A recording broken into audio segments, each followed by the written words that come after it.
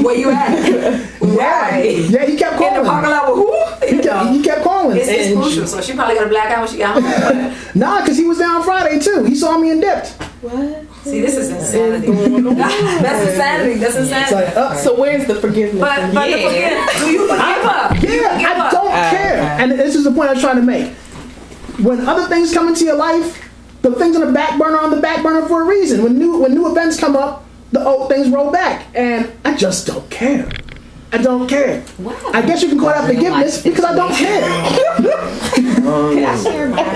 Yeah, I mean that's real. That's real. Please, because I need to hear about forgiveness. I forgave. I'm not being really rude. Okay. I'm about to go to court for this tomorrow. That's right. So, that's right. Did you cut his tires? That's why I love her. That's right. So her father. Because we on campus. That's right. That's right. That's right. Take it off. No, but he does nothing at all for her. But he likes to make it seem like he do. But he does it because he really wants me back, right? I believe it. But I don't want to be back with him. So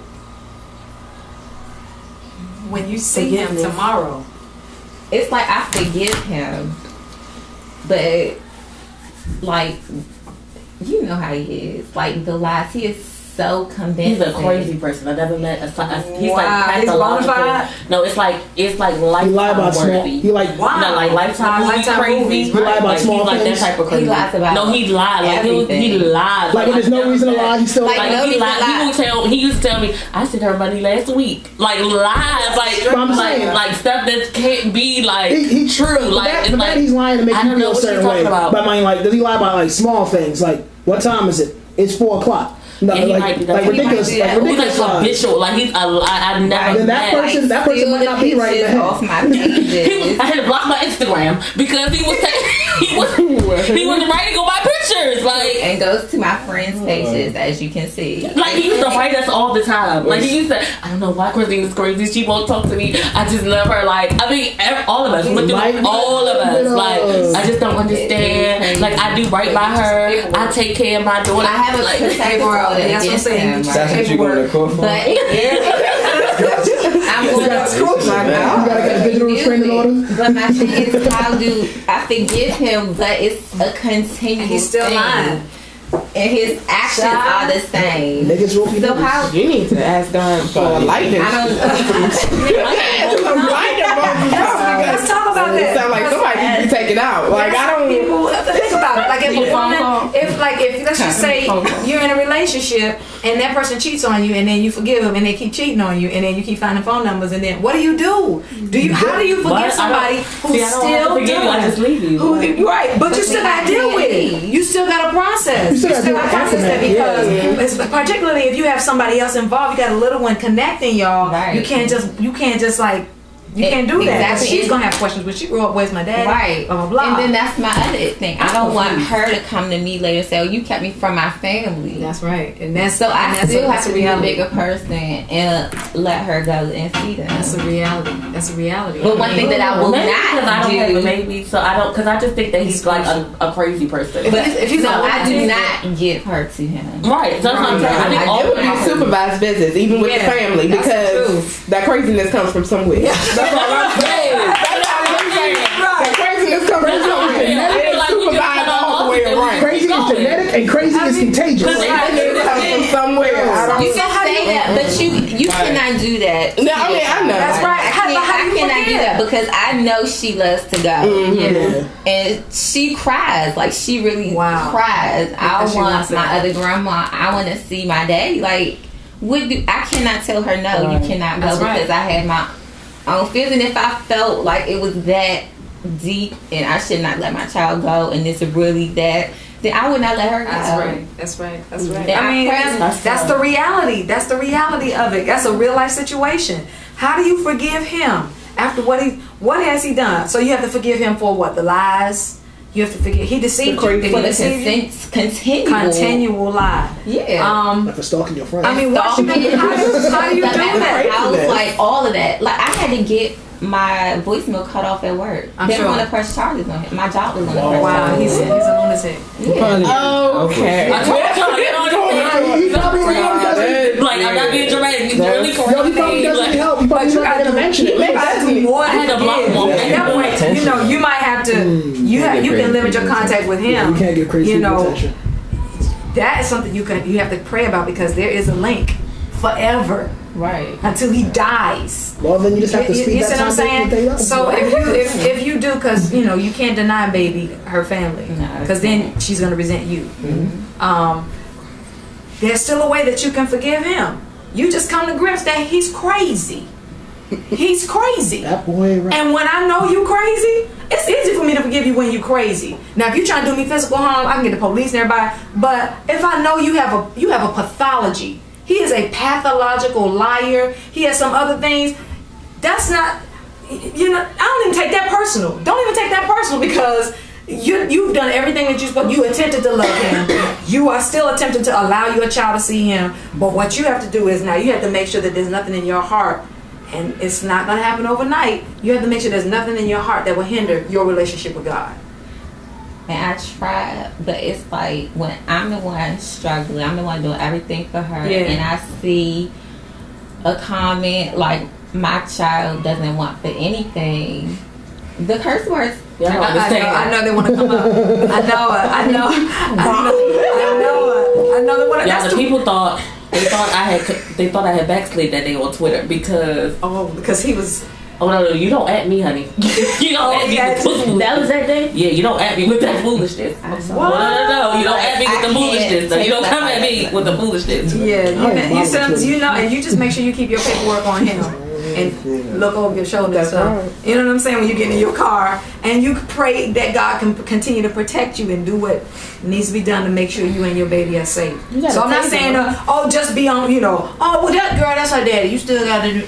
No, I'm not saying be unwise, because you can forgive people and still be wise. You can. The Bible says we walk circumspectly. That means you walk looking around in a circle like anything at any point could happen. You walk circumspectly, but you don't have to harbor anything. When that person is still doing it, I can take you to the Bible. Hosea, okay? Take you to the book of Hosea. Hosea married a whore. He married a whore. He married Gomer, and God told him, "You're not even married. Thank God to this guy." You see how you still got something to thank God for? Oh, yeah. So you can say, okay, God, at least I'm not married, and I need you to keep me. I made this decision. It wasn't the best decision, but now I'm turning to you. I'm just trusting that you're not going to make me ashamed, that you're going to cover my baby. Hosea married Gomer. He had to go and get her out of men's beds. Get to go buy his wife back. From time. Can you just take this? Can you just tell her, come on? I miss her. Yeah, mama, slap her. That's all I got. Oh, my God. I just tell her I need her back. You see what I'm saying? And God said you continue to love her. You continue. So he had to overlook her foolishness to demonstrate and illustrate the glory of God in the earth. He had to overlook that. And God, he didn't forget it, because everybody in the town knew whose bed she was in. You see what I'm saying? It's hard to forget when people still doing what they doing. And Hosea, on more than one occasion, and she was having babies out of that situation. I didn't know that part. Having babies out of that. You see? And he still had to go back and love her. He still had to demonstrate the love of God toward her, toward Gomer. So what I'm telling you is, you know, I know everything, and you want to let him have it and lift up fingers and stuff. You know, and let him have it. I know you want to. And that's a natural response, because as a mother, a protective mother, the fangs and claws come out, and you know, and I don't know this guy, but he sounds like he's on some other stuff. You know, protect yourself or do whatever, but make sure every time you see that, say, God, you know, I got to see this guy. I need you to help me. You know, I'm going to see his family. You know, because they still talk.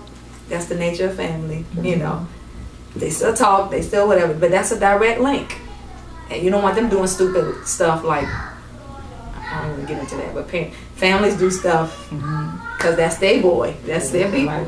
So all I'm saying is be wise, but you just make sure that there's nothing in you hindering, because he's going to do what he do. He's going to do what he's doing. And he's not going to stop because Christina wants him to stop, because he has a little one. He's going to keep doing it. So if somebody's going to keep doing it, don't keep being mad. You know that's who they are. Work on that knowledge. I'm going to operate off of that knowledge. I know you crazy. I know you are this way.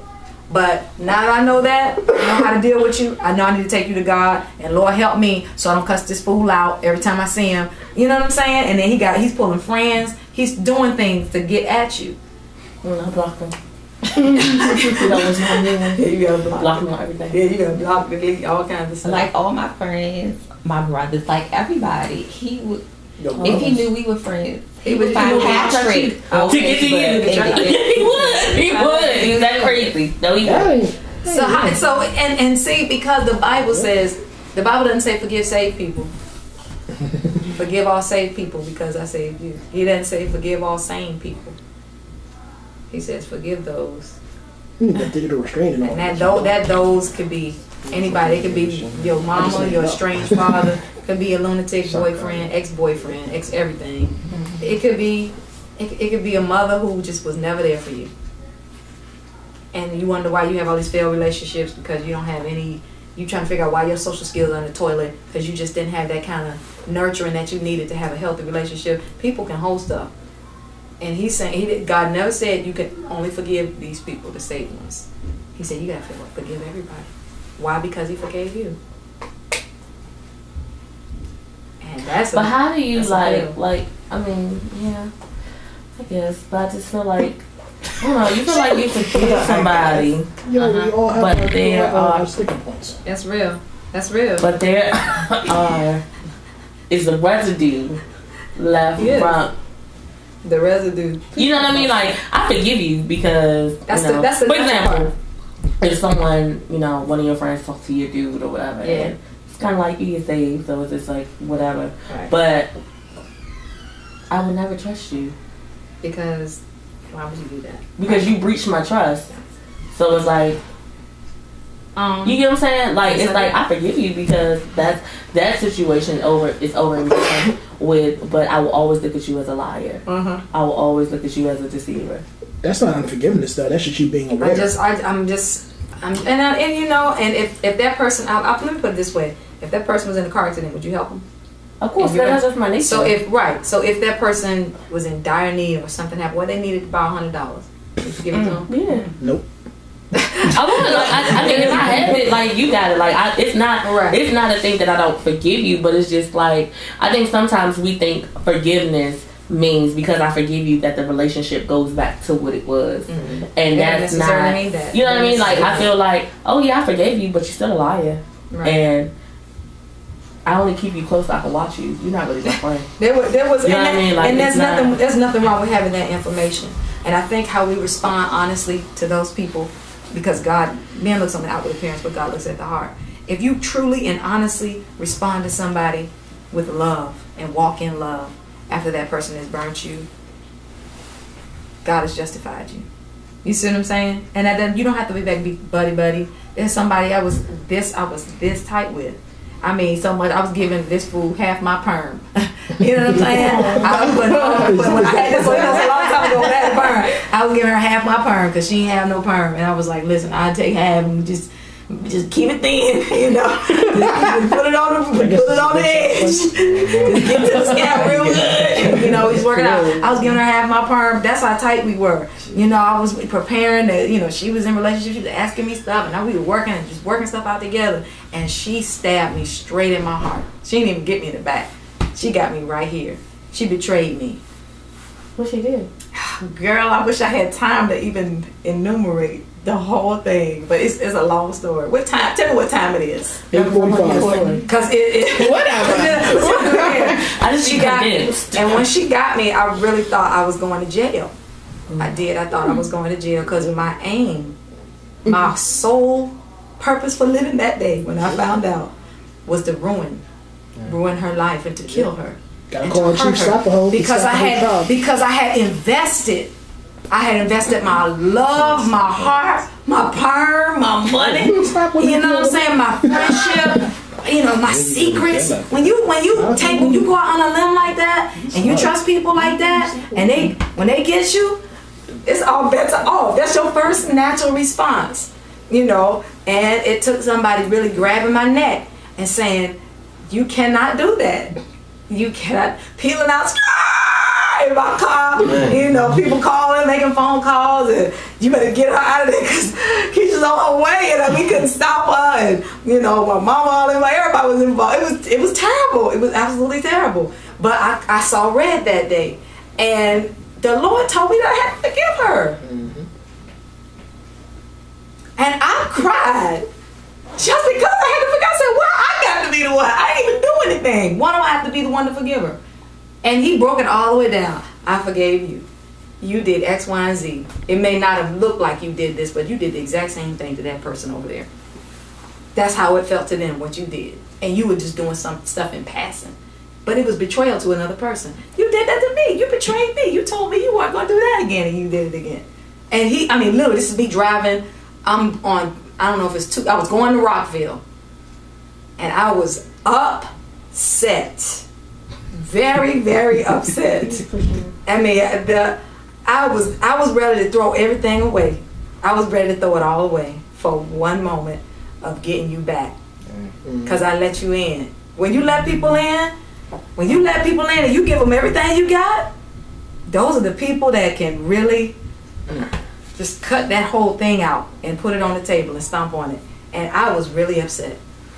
Very, very. It's like that story. Pressure come back. Sometimes the pressure still come back. And I had to see when I finally saw that person again on the day, months later, because of course she disappeared. She disappeared because she knew, and I told her I was going to kill her. You know, it was like that. And people, and the word got back. I said, and you tell her, that when I see her, you's a damn. It was like that. You tell her I said it. Did you hear the story about the female astronaut that drove from like somewhere up in New England to Florida to kill the woman? I did hear about that. To kill the woman that was sleeping with her husband? Yes. Because they all knew each other, and it's a very similar story. I can't Except imagine. she actually made the trip. She put on like an adult diaper, right? And got like a tube or something, and like all this stuff. And she drove. She had like rope and stuff. She had everything in her trunk. Because that's the mind that I had. Because when you give everything, and somebody, now I'm not just talking about, oh, you told my little secret. I'm talking about when you really do put your heart and soul into somebody because they seem like good people. I'm not even talking about male, female, because sometimes we get hung up on men cheating on women and women cheating on men. Right. It's not, baby, when you really... Right, I was say you could deal with that type of stuff, you know. Right. It hurt for a little while, but it's when it's shut, like I told, like it was. David said it was my familiar friend, the one who knelt down at the altar with me. The Judas. That was the one that did it. That was the one that kissed me, and I was like, I don't know, I lost it, I really did. And on the way, God was like, you have to forgive her. I cried because I was screaming in the car at God, screaming at Him. I didn't do anything. Why do I have to be the one to release this? And when I finally saw her months later, you know, and we were in the same room together, people stood up. It was like that.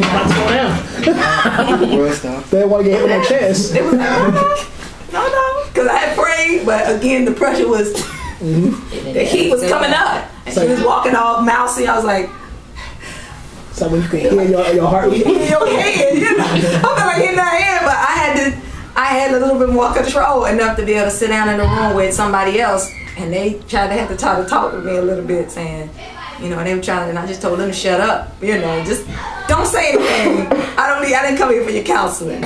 She came in here to help you. I didn't come. It was like that. But at the long and short of it, I had to turn it loose. And I got freedom just by turning it loose. And even today, that person still goes around telling people if ain't nobody saved. That girl right there is saved.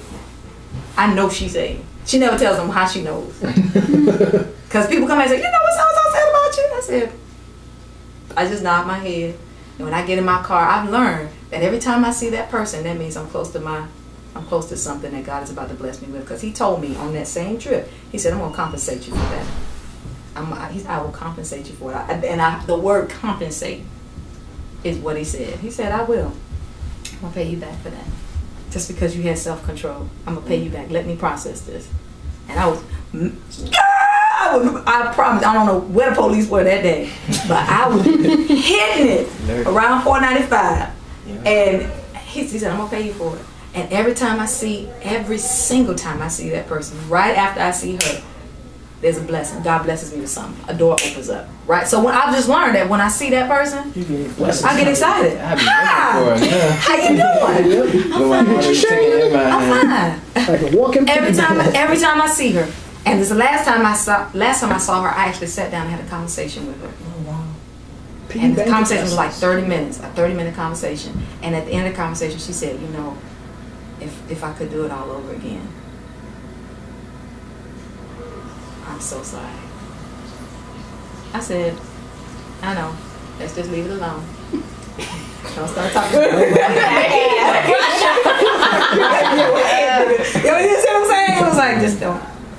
I understand. So leave it alone. Because if you open it back up, I can't make no promises. Because I'm trying to do right, Jesus. Trying to do right. But I made a point, and that last time I talked to her, one of the biggest blessings that I've ever received in my life, one of the biggest hurdles I've ever had to go to, I overcame that one hurdle, and things just started opening up, and everything started lining up after that conversation. And I saw her walk in blessed and prosperous, and I was like,